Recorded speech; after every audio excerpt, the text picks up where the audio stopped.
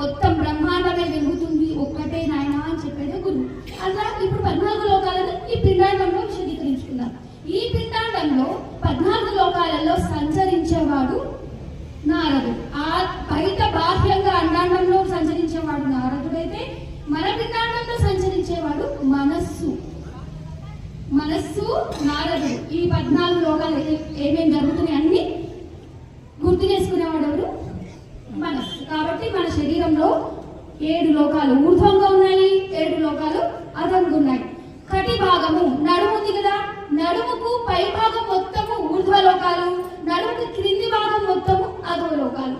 నడుముకి పై భాగంలో మనం ఇప్పుడు చెప్తాం పూజ అయినప్పుడు, స్వామివారి పూజ చేయించినప్పుడు ఓం భూ ఓం భువః ఓం సువః ఓం మహః ఓం జనః ఓం సత్యం ఓం తత్సవితుర్వరేణ్యం భర్గో దేవస్య ధీమహి ధియో యో నః ప్రచోదయాత్ అంటారు. అవి శ్లోకాలు ఏంటబ్బా ఇవి ఏంటబ్బా అనుకుంటాం, కానీ అవి భూలోకము, భువర్లోకము, సువర్లోకము, మహాలోకము, జనలోకము, తపోలోకము, సత్యలోకం. ఇవి 7 లోకాలు ఊర్ధ్వముఖంగా ఉంటాయి. అధోలోకాలు ఏంటి? కటి క్రింది భాగం, నడుము క్రింది భాగం మొత్తం ఏంటి? అతల వితల సుతల తలాతల మహాతల రసాతల పాతాళ లోకాలు. అయితే ఇది మన శరీరం కదా, ఇది పిండాండం. బ్రహ్మాండంలో ఏమున్నాయో ఈ పిండాండంలో అవి ఉన్నాయి. పిండాండంలో ఉన్న మనస్సు